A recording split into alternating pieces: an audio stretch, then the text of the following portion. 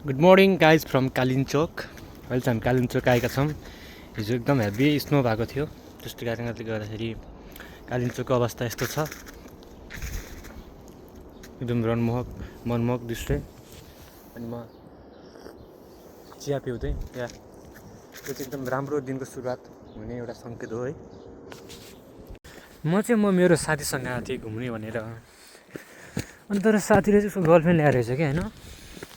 अनि बिचरालाई जाडो भएछ, अनि बिचरा रुमबाट बाहिरै निस्किरहेको क्या। अनि म एक्लै घुमिरहेको छु, एक्लै डुलिरहेको छु है। कालिम्चोकमा चाहिँ अहिले सोचेभन्दा धेरै जाडो रहेछ है। सो जो आउँदै हुनुहुन्छ एकदम न्यानो कपडा चाहिँ साथमा लिएर आउनु होला, एकदम जाडो छ। म चाहिँ रुखको छारीमा बसेर एकदम कालिम्चोकको अनुभव लिइरहेको छु।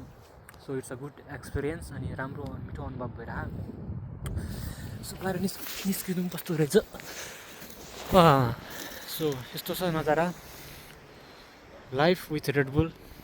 चिसो मौसम, चिसो हावा अनि साथमा Red Bull, good experience. So guys, हाम्रो नेपाल सरकारले चाहिँ कालिम्चोक आउने बाटो चाहिँ एकदम राम्रो व्यवस्था गरिदिनु पऱ्यो होइन। किनकि यस्तो राम्रो एउटा पर्यटकीय स्थल छ, तर यहाँ पर्यटकको एकदम अभाव देखिन्छ होइन। किनकि यहाँ कोही दूर दूरसम्म कोही देख्न सक्दैनौँ। यो के को कारणले गर्दा भन्दाखेरि एउटा ट्रान्सपोर्टको कारणले गर्दाखेरि अझ विविध कारणहरू हुन सक्छन्। So I want to request my Nepal government to ensure the transport toward the Kalinchok from our capital Kathmandu सकेसम्म इम्प्रुभ गर्नु होला, जसले गर्दाखेरि यहाँको एउटा पर्यटन विकासमा एउटा प्रबन्धन पुग्नेछन्। यहाँका स्थानीय बासिन्दाहरूले एउटा जीविकोपार्जनलाई एउटा बाटो मिलेछ। अनि यस्तो सुन्दर नजारा प्रकृतिले दिएको एउटा वरदान, अनि यो वरदानमा चाहिँ नेपाल सरकारले चाहिँ सदुपयोग गर्न सक्छन् भन्ने मेरो एउटा आशा छ होइन, गरोस्। किनकि म एक्लै छु क्या, अब दूर दूरसम्म केही छैन यहाँ। अब होटेलहरू देख्न सक्नुहुन्छ, सब खाली छ है। अनि यहाँ पर्यटकहरू कोही पनि छैनन्, रियर देख्छौँ। अनि यो चाहिँ रियल लाइफ गेम जस्तो भइरहेको क्या। म एक्लै छु, यहाँ कोही पनि छैन। अनि एउटा सहर छ, त्यसमा म एक्लै एउटा जीवित प्राणी एकदम डुलिरहेको छु, मनोरञ्जन लिइरहेको छु।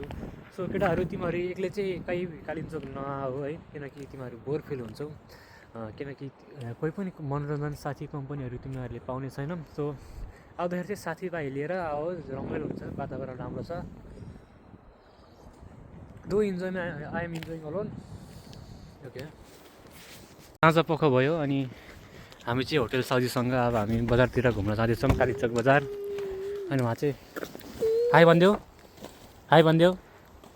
त्यो चाहिँ हल्का बटारे होइन, होटेल साउजीको छोरो है।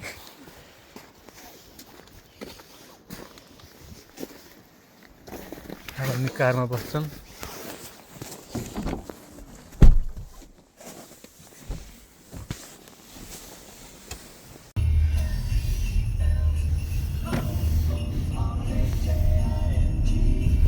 हामी चाहिँ कालिम्चोक बजार घुमिरहेछौँ,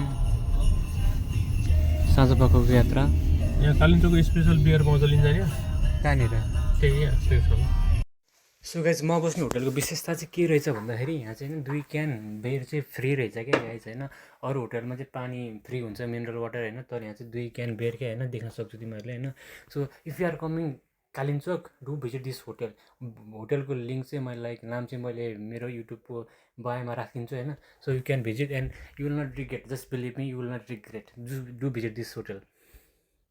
यो चाहिँ कालिम्चोकको रात्रिकालीन अवस्था हो है। अनि एकदम झिलिमिली सुरु भइसकेको छ। यो चाहिँ क्रिसमसको चहलपहल हो अनि दिनको अन्त्य भइसकेको छ। र दिनको सुरुवात जे जसरी भए पनि दिनको अन्त्य चाहिँ एउटा बेरबाट हुनुपर्दछ, यसले चाहिँ एउटा दिनलाई पूर्णता दिने काम गर्दछ। Okay guys, thank you for watching my video, thank you.